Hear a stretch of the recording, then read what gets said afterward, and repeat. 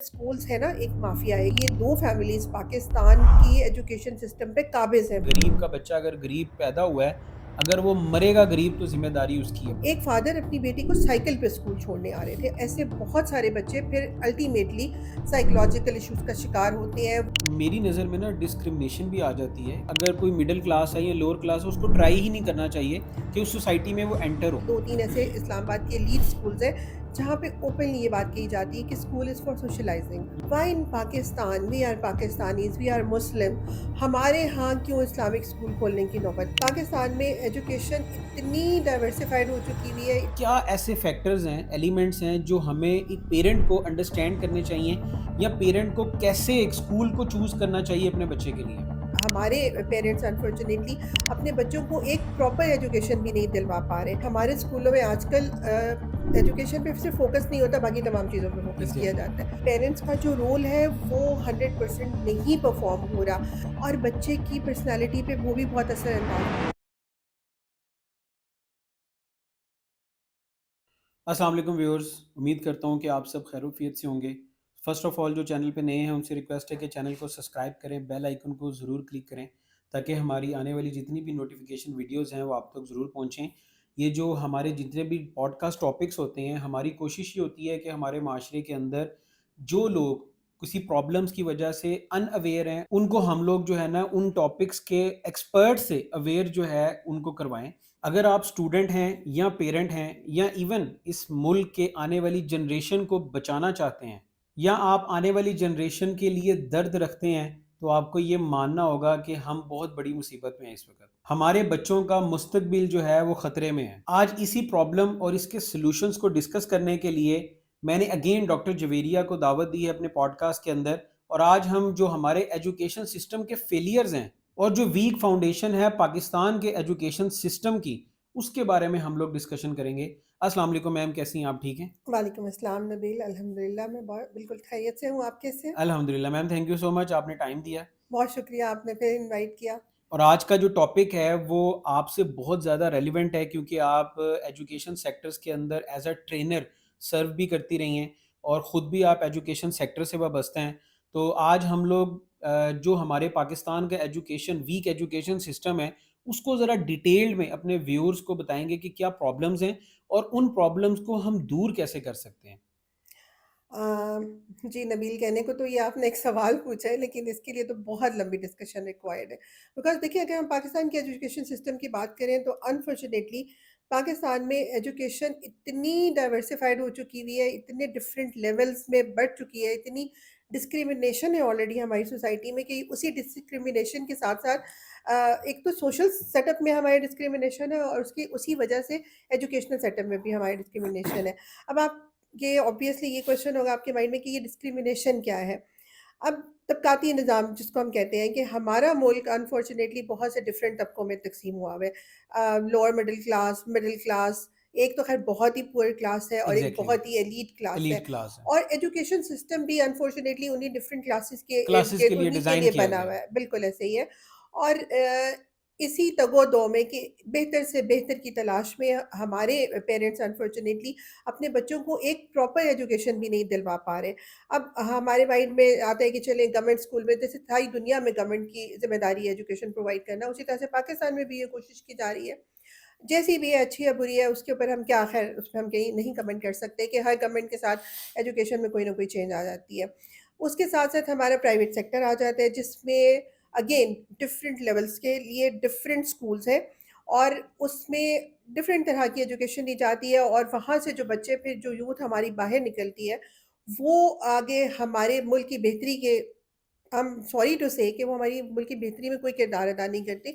Majority जो हमारे top students होते हैं, जो अच्छे ज़हीन बच्चे होते हैं, वो स्कॉलरशिप्स की वजह से या अपने पेरेंट्स के पैसे की वजह से मुल्क छोड़ के चले बाहर जाते हैं। चले जाते हैं। अच्छा डॉक्टर साहबा, मुझे ये बताएँ सबसे पहले कि एज़ अ पेरेंट हमें हमारा बच्चा जब ऑनगोइंग होता है या स्कूल की तरफ उसको एडमिशन्स वाली साइड पे हम लोग लेकर जाते हैं, क्या ऐसे फैक्टर्स हैं, एलिमेंट्स हैं जो हमें एक पेरेंट को अंडरस्टैंड करने चाहिए, या पेरेंट को कैसे एक स्कूल को चूज़ करना चाहिए अपने बच्चे के लिए? Very good question Nabeel. देखिए, ये बहुत इम्पोर्टेंट सवाल है। ये पेरेंट्स का सबसे बड़ा मसला है कि बच्चों का स्कूल। मैं अगर अपनी एग्ज़ाम्पल भी दूँ, व्हेन आप मेरे बच्चे छोटे थे और मैं बच्चों के लिए स्कूल सर्च करी थी, तो यकीन मानें कि मैंने अपने सिटी के तमाम स्कूल सर्च किए। And then I came to know कि यहाँ पर तो मतलब सबसे मुश्किल कोई डिसीजन है ना लेना, तो वो ये है कि बच्चे के लिए कौन-सा स्कूल कौन सा चूज़ स्कूल हो? चूज़ किया जाए। अब देखिए इसमें 2-3 फैक्टर्स बहुत मैटर करते हैं। एक ये कि आपका अपना सेटअप कैसा है, आपका फैमिली सेटअप कैसा है, यानी कि एक आप बहुत मज़हबी घराने से ताल्लुक़ रखते हैं, आप बहुत लिबरल घराने से ताल्लुक़ रखते हैं, या आप मॉडरेट हैं, यानी कि सो कॉल्ड कि आप दोनों तरफ थोड़ा बहुत आपका रुझान है। अब अनफॉर्च्युनेटली स्कूल एक ऐसी जगह है जहाँ पे सिर्फ़ और सिर्फ़ एजुकेशन पे फ़ोकस करना चाहिए। मगर हमारे स्कूलों में आजकल एजुकेशन पे सिर्फ़ फ़ोकस नहीं होता, बाकी तमाम चीज़ों पे फ़ोकस किया एग्ज़ैक्टली। जाता है। और पेरेंट्स जब स्कूल देख रहे होते हैं ना बच्चों के लिए, तो उनको ये ज़रूर ज़हन में रखना चाहिए कि आया ये सब स्कूल हम अफ़ोर्ड कर सकते हैं? हमारी अफ़ोर्डेबिलिटी, यानी कि अगर एक फ़र्ज़ के लिए एक गवर्नमेंट सर्वेंट है, या एक प्राइवेट सेक्टर में भी एक इंसान जिसकी मंथली इनकम 1 से 2 लाख रुपए के दरमियान है, एक एवरेज की बात कर रही हूँ मैं। तो वो अपने बच्चों की, सिर्फ़ 1 बच्चा तो ऑब्वियसली नहीं है ना, उसके 2-3 बच्चे हुँ। हैं, तो उसको ये बात ज़रूर ज़हन में रखनी चाहिए कि एक तो मैंने अपने बच्चों को इक्वल लेवल पे रखना है। बेटे और बेटी की डिस्क्रिमिनेशन नहीं होनी चाहिए। अलोंग विद दैट आपका फैमिली सिस्टम उस स्कूल के एनवायरनमेंट के साथ सपोर्टिव है या नहीं है। बाज़ औक़ात हम बहुत अच्छे स्कूल समझते हैं कि ये बहुत अच्छा स्कूल है, और हम किसी महँगे स्कूल को चूज़ कर लेते हैं। अब उस महँगे स्कूल की बहुत सारी अदर रिक्वायरमेंट्स होती हैं, जो कि लेटर ऑन आहिस्ता-आहिस्ता नेक्स्ट आने वाले 2-3 सालों में वो पेरेंट्स के लिए वबाल जान बन जाती हैं। अच्छा डॉक्टर साहबा, बेसिकली ना आपके इसी क्वेश्चन से रेलेवेंट मैं आपसे पूछना चाहूँगा कि इनकम तो एक फैक्टर होता है हुँ, पेरेंट्स के हुँ। लिए। वो डेफ़िनेटली हर पेरेंट्स ये चाह रहे होते हैं कि अपना बजट देखते हुए उसके अंदर अलाइन करें।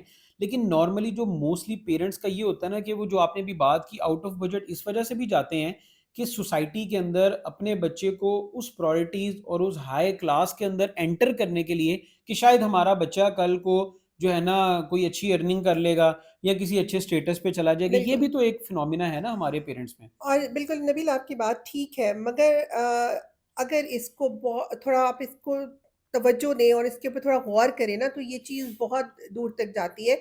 बल्कि मेरे एक्सपीरियंस में ऑब्वियसली इट्स बीन 25 इयर्स, तो मैंने ये बहुत सारे ऐसे देखे हैं कि बहुत सारे पेरेंट्स अपनी अफोर्डेबिलिटी से बढ़ के ना, अपनी मतलब हुँ, किसी और ज़रूरत को कम करके बच्चों के लिए स्कूल तो चूज़ कर लेते हैं।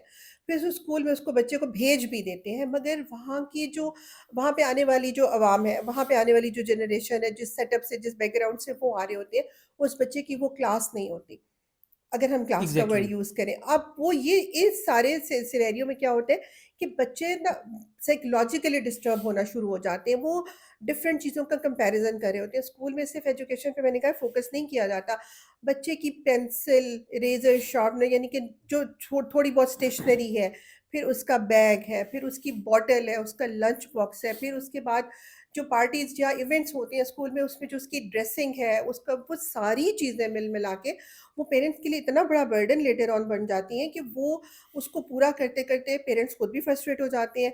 और मैंने अपने एक्सपीरियंस से मैं ये बात कर रही हूँ कि ऐसे बहुत सारे बच्चे फिर अल्टीमेटली साइकोलॉजिकल इश्यूज़ का शिकार होते हैं। वो इस डिस्क्रिमिनेशन को बियर नहीं कर सकते हैं, और वो मेंटल ट्रॉमाटाइज़ हो जाते हैं मेंटली, कि देखिए बाज़ औक़ात हमारे स्कूल में बुलिंग का बहुत ज़्यादा कल्चर है। जो एलीट क्लास से आने वाले बच्चे हैं, वो किसी मिडल क्लास से आने वाले बच्चे को उस तरह से एक्सेप्ट नहीं करते।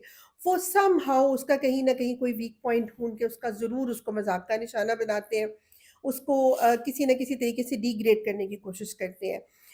अगर मैं आपको रियल लाइफ़ की एग्ज़ाम्पल दूँ, तो मेरे अपनी मैं सिटी में एक दफ़ा टीचिंग कर रही थी, और I just came to know, जब स्कूल जाते हुए सुबह मैंने देखा, एक फ़ादर अपनी बेटी को साइकिल पे स्कूल छोड़ने आ रहे थे। अब सिटी एक इतना एग्ज़ैक्टली। महँगा स्कूल है, और ठीक है, किसी समहाउ उसके फ़ादर ने मैनेज तो कर लिया होगा।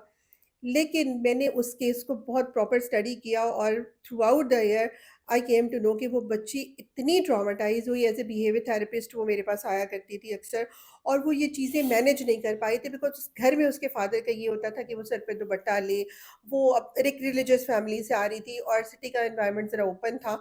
तो उसमें ये सीन हुआ कि वो दोनों चीज़ों को कोप अप करते हुए, कि फादर को भी खुश रखना है, मज़हब की ज़िम्मेदारी भी पूरी करनी है, स्कूल में फ्रेंड्स के सामने भी मैंने रहना है, तो वो उन सारी चीज़ों को मैनेज नहीं कर सकी, और अल्टीमेटली उसकी पर्सनैलिटी शटर हो गई। अच्छा मैम, ये बेसिकली मेरी नज़र में ना डिस्क्रिमिनेशन भी आ जाती है कि आप मतलब ये कह रही हैं कि हमें अगर कोई मिडिल क्लास है या लोअर क्लास है उसको ट्राई ही नहीं करना चाहिए कि उस सोसाइटी में वो एंटर हो? देखिए नबील सबसे बड़ा अफ़सोस की बात ये है ना कि हमारे यहाँ डिस्क्रिमिनेशन बहुत ज़्यादा है।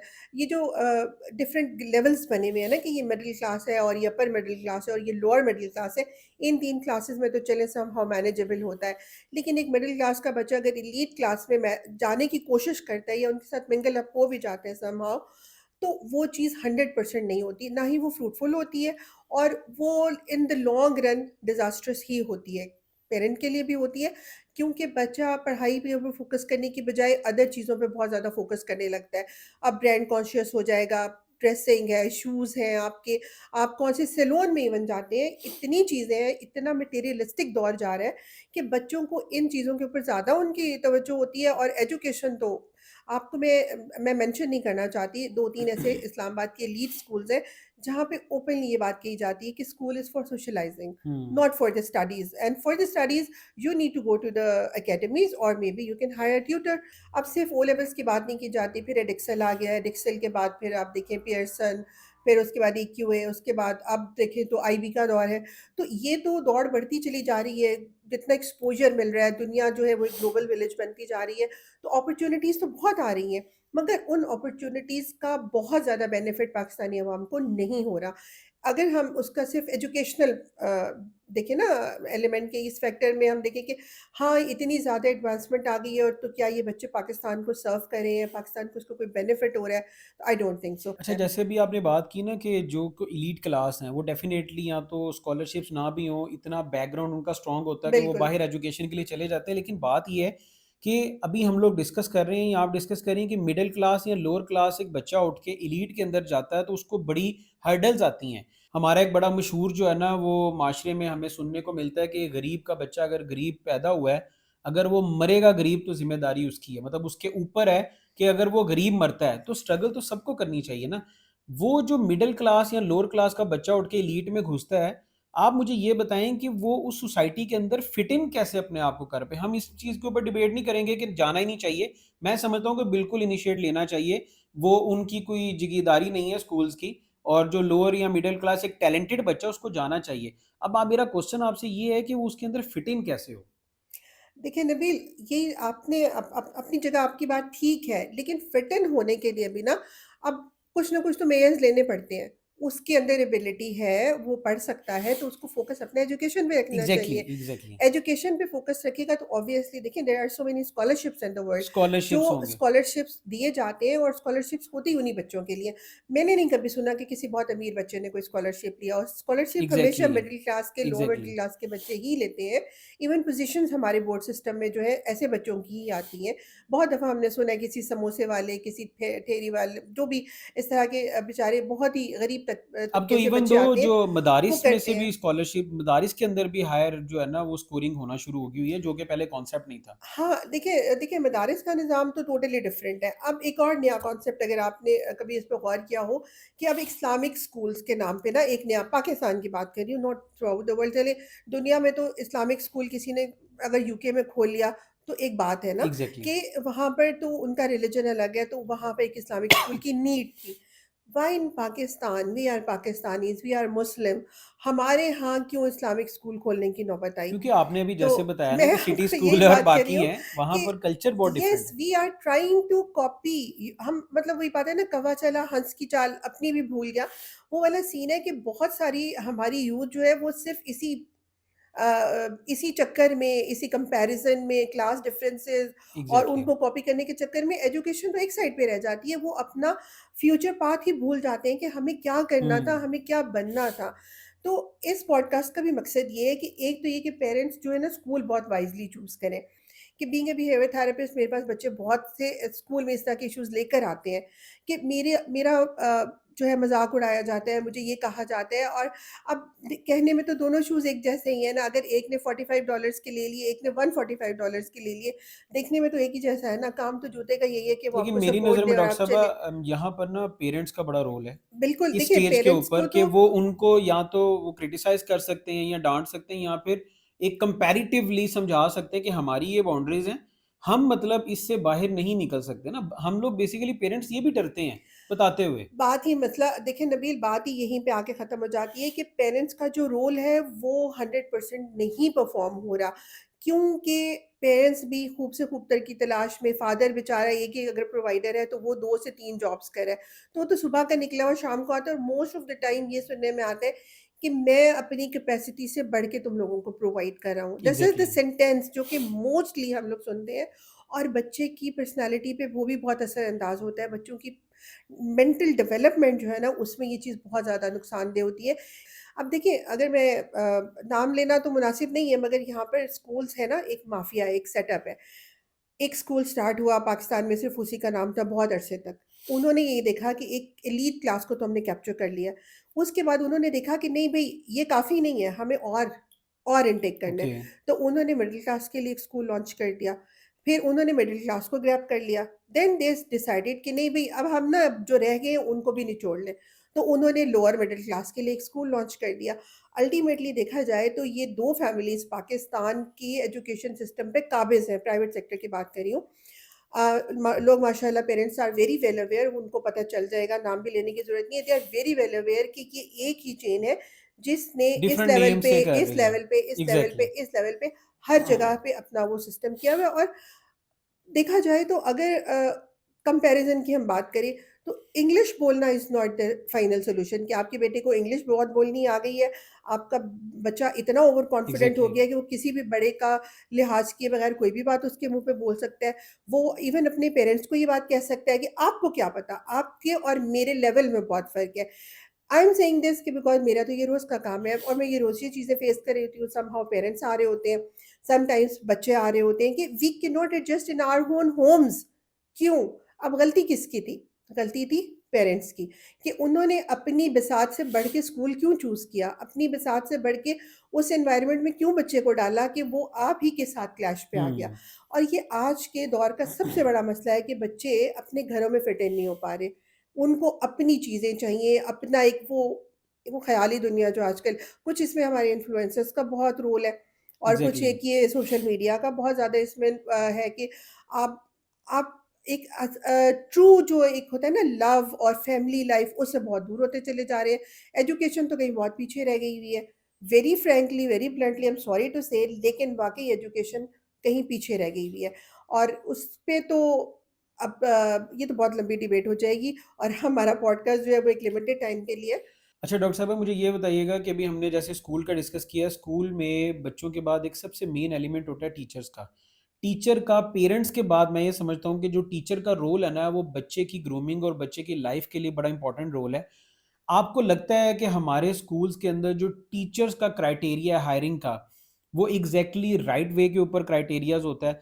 क्योंकि मैं ये समझता हूँ कि हमारे स्कूल सिस्टम में ना कोई भी टीचर्स का कोर्सेज़ या फिर ट्रेनिंग कोर्सेज़ नहीं होते, जहाँ पर उनको ये बताया जाए कि एज़ अ न्यू आपने बच्चों को ट्रीट कैसे करना है या एजुकेशन लेवल्स कैसे एनहांस करने हैं या देने हैं। हमारे यहाँ पे टीचर की हायरिंग का क्राइटेरिया होता है, अगर किसी ने प्रोफ़ेशन चूज़ किया है, तो वो सबसे पहले छोटे स्कूल से स्टार्ट करती है, अपने सीवी के ऊपर एक्सपीरियंस लगाती है एजुकेशन का, फिर आहिस्ता-आहिस्ता बड़े स्कूल्स की तरफ जाती है। हुँ, हुँ। अगर मैं ये समझता हूँ कि अगर कोर्सेज़ हों, एक क्राइटेरिया हो, तो सारी टीचर्स उसमें से बेटर वे के ऊपर गुज़र सकती हैं। नबील, ये that is another important question. देखिए, ये बहुत अहम सवाल है कि टीचर्स की अपनी क्वालिफ़िकेशन, उनकी एबिलिटी टू टीच और उनका एक कंडक्ट होता है ना। देखिए, क्यों कहा जाता है कि उस्ताद रूहानी माँ-बाप की हैसियत रखते हैं। बात ये है कि पाकिस्तान में जिसको भी जॉब नहीं मिलती है, जिस बच्चे या बच्ची के पास थोड़ा टाइम होता है आफ्टर एग्ज़ाम्स, तो वो ये सोचते हैं कि चलो कुछ नहीं तो टीचिंग ही कर लेते हैं और अनफॉर्च्युनेटली टीचिंग के लिए कोई ऐसा पैरामीटर नहीं रखा जाता कि आपने अगर कोई स्कूल जॉइन करना है, ठीक है, आपने अगर एफएससी के एग्ज़ाम्स दिए हुए हैं या एफए के एग्ज़ाम दिए हुए हैं, तो आप असिस्टेंट टीचर के तौर पर आ जाएँ। असिस्टेंट टीचर की हद तक तो हम एक्सेप्ट कर लेते हैं इस चीज़ को कि ठीक है, सिर्फ़ डायरीज़ लिखनी है या बच्चों को थोड़ा लुक आफ्टर करना है और मेन होम रूम टीचर जो है उसकी थोड़ी हेल्प कर देनी है।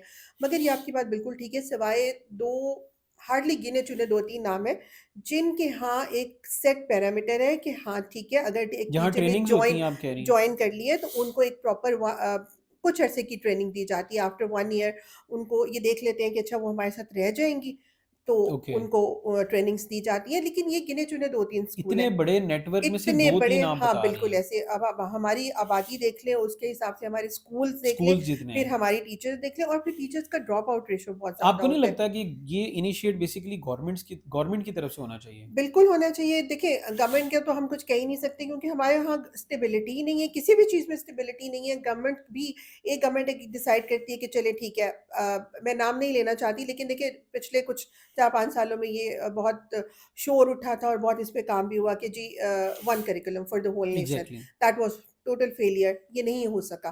बिकॉज़ ऑफ दैट डिस्क्रिमिनेशन जिसकी मैंने बात की है कि जिस एलीट क्लास ने आईबी पढ़ना है, तो आईबी का करिकुलम तो नहीं मैच करता पाकिस्तानी अच्छा, अभी सिस्टम भी के साथ। रिसेंट ना डॉक्टर साहिबा एक नया नोटिस पंजाब गवर्नमेंट की तरफ से निकला है जिसके अंदर जो स्कूल की स्टेशनरी है, हुँ। एलीट इवन दो कि उनकी पूरी जैसे सिटी स्कूल है, ब्लूमफील्ड है, बाकी और भी नाम है, इनकी पूरी लिस्ट आई है नामों के साथ कि ये लोग जो अपनी जितने भी प्रिंटेड हाँ, प्रिंटेड प्रिंटेड प्रिंटेड। एग्जैक्टली चाहे वो बुक्स हैं या कोई तो इनके कॉन्ट्रैक्ट्स होते हैं बुक स्टोर्स के साथ और डेफिनेटली उनको ये फोर्स किया जाता है कि आपने हमारी जो स्टैम्प बुक है उसके अलावा नहीं देना।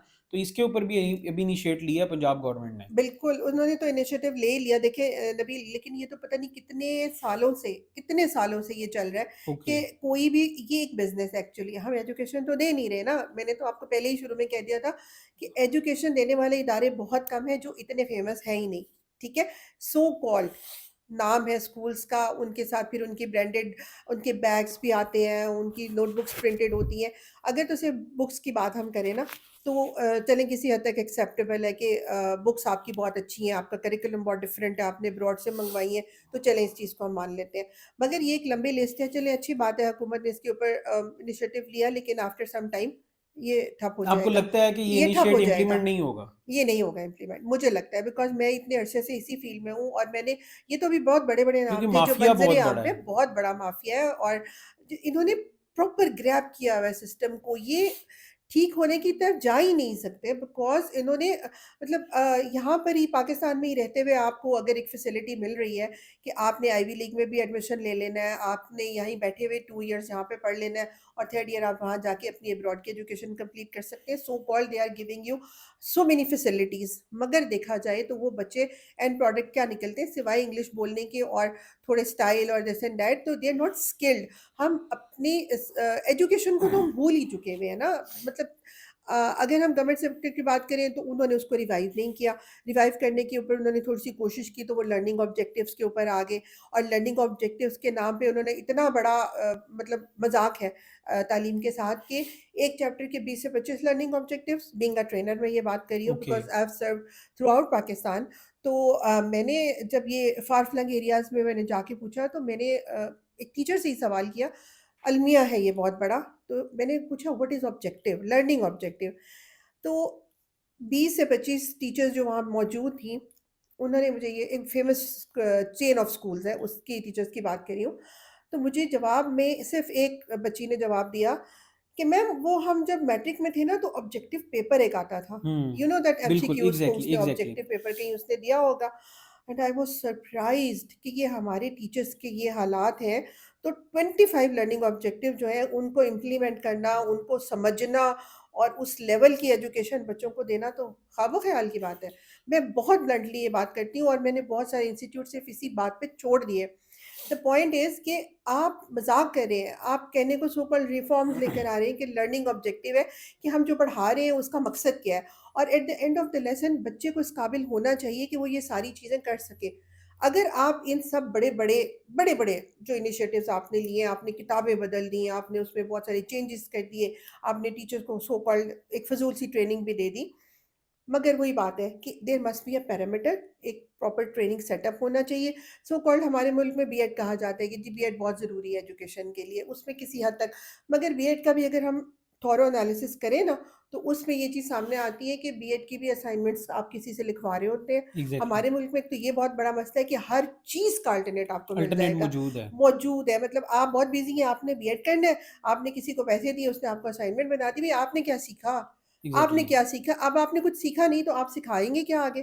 तो ये तो चेन चलती चली जा रही है ना अच्छा, नबील। डॉक्टर साहब मुझे ये बताइएगा कि इतनी मतलब पे ऑफ करने के बाद जैसे हमने ज़िक्र किया कि पेरेंट्स अपने सर्कल को डिस्टर्ब करते हुए मिडिल क्लास वो इस इनिशिएट के ऊपर कि हमारा बच्चा जो है ना हायर एजुकेशन या अच्छे स्कूल में या अच्छी एक लीड क्लास में अपने आप को ग्रूम करे।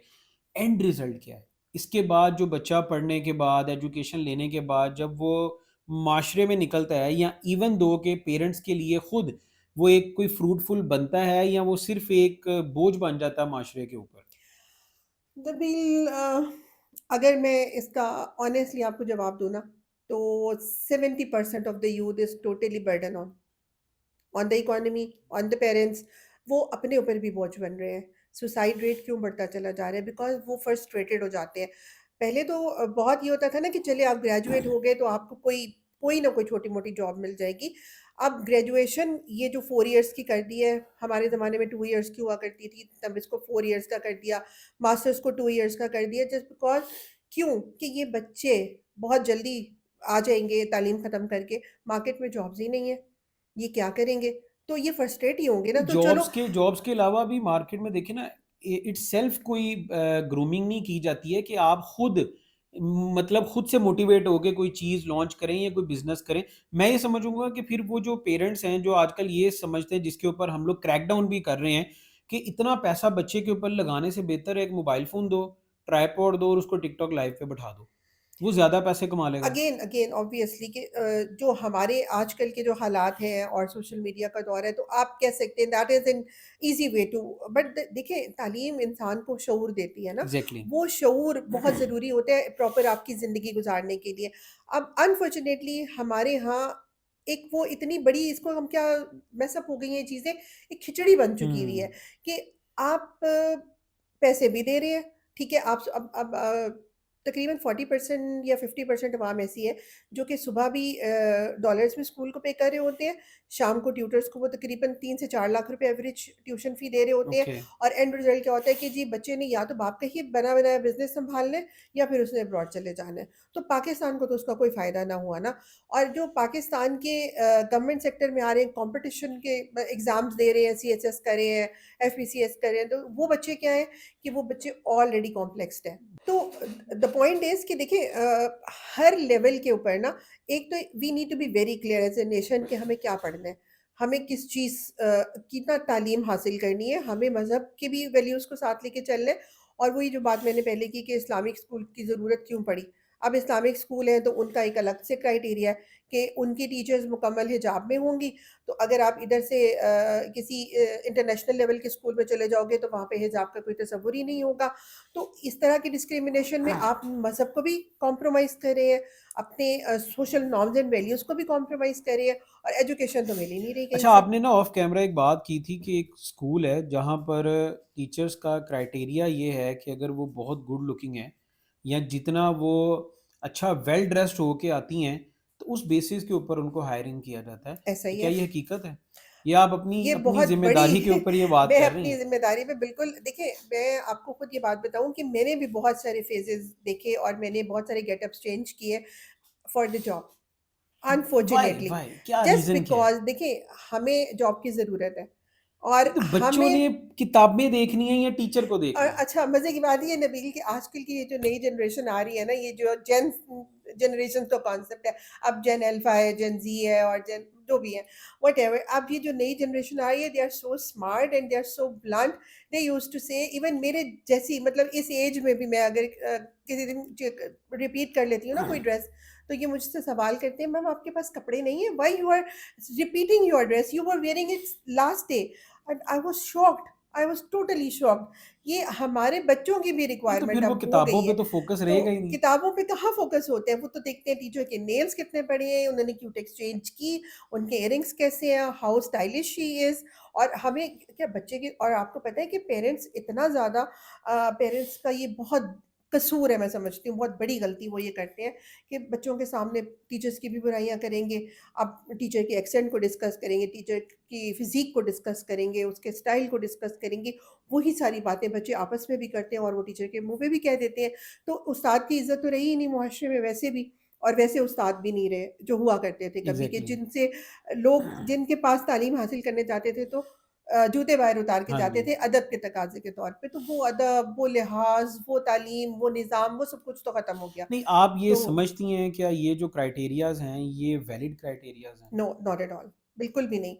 देखिए, अब ये डिपेंड करता है आप किस लेवल के स्कूल में हैं। अब अगर जैसे मुझे वहाँ मौका पर मिला, कैसे स्टूडेंट्स आ रहे हैं? नहीं, स्टूडेंट्स तो देखिए, स्टूडेंट तो आपके पास रैंडम ही आएँगे ना। अब आप एक क्लास में फॉर एग्ज़ाम्पल 25 बच्चे हैं, तो 25 के 25 डिफरेंट इंडिविजुअल्स हैं, उन सबकी अपनी-अपनी कैपेबिलिटीज़ हैं। अब teacher should be capable enough कि वो उनकी सलाहियतों को उभार सके, उनमें जो टैलेंट छुपा हुआ है उसको बाहर निकाल सके। हमारी टीचर्स के पास कहाँ इतनी फुर्सत है। वो बेचारी तो, उनके भी 10 इश्यूज़ हैं। अगर आप टीचर के तबके की बात करें ना, इस पे फिर कभी पॉडकास्ट रखें कि देखें, टीचर्स के अपने इश्यूज़ हैं, उसने असेंबली प्रेज़ेंटेशन करानी है, तो उसको वो फ़िक्र पड़ी हुई है कि मैंने कौन-सा, किस टीचर से कंपैरिज़न में अब मैंने कितना बेहतर परफ़ॉर्म करना है। मेरे अपनी जो चीज़ लुक्स हैं, हर चीज़ें वो पूरी हो रही हैं, मेरे डेडलाइन्स मीट हो रही हैं, नहीं हो रही हैं। अच्छा, मुझे एक चीज़ डॉक्टर साहिबा बताइएगा कि एज़ अ प्रिंसिपल आप क्या समझती हैं कि मेल प्रिंसिपल जो है वो ज़्यादा मतलब अच्छे तरीके से किसी एजुकेशन सेक्टर को लेकर चल सकता है या female principal? Nabeel, it depends on the person's ability, totally it नहीं, मैं डिपेंड्स। इसलिए पूछ रहा हूँ कि जैसे हम लोग डिस्कस कर रहे हैं ना, ज़्यादातर मेल जब प्रिंसिपल होता है ना, तो फिर स्कैंडल्स ही बाहर निकलते हैं स्कूल से, बच्चे नहीं निकलते। अब आपने ये बात खुद ही कह दी है। अब ये बात आपने खुद ही कह दी, लेकिन ऐसा भी नहीं होता। कुछ जगहों पे असल में फीमेल राइवलरी का बहुत ज़्यादा मसला होता है। हुँ। अब मेरे पास तो देखिए, मैं अगर मुझसे आप क्वेश्चन करेंगे तो मैं तो सारे आपको जो भी जवाब दे रही हूँ ना, सब एक्सपीरियंस बेस्ड है, ये एग्ज़ैक्टली, कोई बुकिश एग्ज़ैक्टली, नहीं है। एग्ज़ैक्टली। तो मैंने ये बहुत ज़्यादा जगहों पे देखा है कि मेल प्रिंसिपल होने की वजह से बहुत इश्यूज़ आते हैं, फेवरेटिज़्म बहुत ज़्यादा हो हुँ, जाता है। हुँ। अगर फीमेल होंगी तो वो चलें, at least they they can handle, वो किसी तरीके से समहाउ सख्ती करके और सबको एक ही उसके ऊपर रख के किसी हद तक, मैं कहती हूँ, मैं इसको 100% नहीं कह सकती। लेकिन ये कि as compare to the male वो इश्यू नहीं आएगा जो कि ऑपोज़िट जेंडर की वजह से जो मसाइल जन्म लेते हैं, वो नहीं होंगे। अच्छा डॉक्टर साहब, लास्ट पे ना कुछ सॉल्यूशंस जो है ना वो बताएं, खास तौर पे पेरेंट्स को। हम देखें एजुकेशन सेक्टर्स को नहीं चेंज कर सकते, हम सिर्फ बात कर सकते हैं कि शायद उनके दिलों में हमारी बात उतर जाए और हमारी आने वाली जनरेशन के बारे में सोचें, ना कि बिजनेस बनाने के लिए सोचें। पेरेंट्स को कुछ आप एडवाइस करें कि जिसकी वजह से वो किसी हद तक अपने बच्चों को राइट डायरेक्शन में डाल सकें।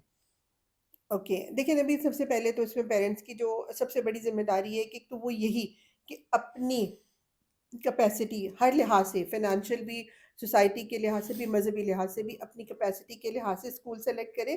और दूसरी बात जो सबसे ज़्यादा अहम है कि स्कूल कोई भी आपने सेलेक्ट कर लिया, तो आप एटलीस्ट बच्चे के साथ एक बॉन्ड अपना जो है ना उसको एग्जैक्टली, बरकरार रखें। एग्जैक्टली। आप उसके ऊपर एहसान नहीं करें, आपका बच्चा आपका फ्यूचर है।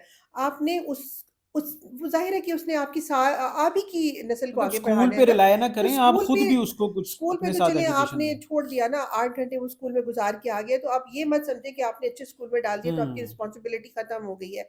नहीं, मदर को अपना रोल है, फादर का अपना रोल है, उन दोनों को बच्चे को अपने साथ लेके चलना है, अपना बॉन्ड स्ट्रॉन्ग करना है और फिर उनकी फ्रेंड सर्कल पे, उनकी एक्टिविटीज़ पे नज़र रखनी है, ताकि वो एक ट्रैक पे रह सकें। वरना आजकल इतनी डिस्ट्रैक्शन है सोसाइटी में, सोशल मीडिया के, ख़ास तौर पे इस वजह से कि बच्चे ना स्कूल के नाम पे मोबाइल लेके बहुत सी अदर एक्टिविटीज़ कर एग्जैक्टली। रहे होते हैं। तो इन सारी चीज़ों को थोड़ा कंट्रोल करें और बच्चों को उनकी लिमिटेशंस उनके हवाले से उनको गाइड करें कि ये देखो बेटा, आपकी ये डायरेक्शन है। अच्छा-बुरा तो ऑब्वियसली हर वक़्त हर जगह पे मौजूद है। अगर पेरेंट्स और बच्चों का बॉन्ड स्ट्रॉन्ग रहेगा ना और उनको एक मुनासिब लेवल ऑफ फ्रीडम मिला हुआ होगा, तो वो यकीनन एक बेहतर इंसान बन के सामने आएँगे। Thank you so much doctor साहब आपका टाइम देने का। और व्यूअर्स, हम बहुत शुक्रिया। एक्सपेक्ट करते हैं, उम्मीद करते हैं कि इससे बहुत सारे पेरेंट्स को हेल्प मिली होगी। अगर आप भी ये प्रॉब्लम्स जो हैं वो डेली लाइफ के अंदर फेस कर रहे हैं, तो कमेंट में हमें ज़रूर बताएं। और अगर आपके पास कोई ऐसी केस स्टडीज़ हैं या कोई आप अपना कोई एक्सपीरियंस शेयर करना चाहते हैं, तो नीचे दिए गए ईमेल के ऊपर आप हमसे कांटेक्ट कर सकते हैं। Thank you so much.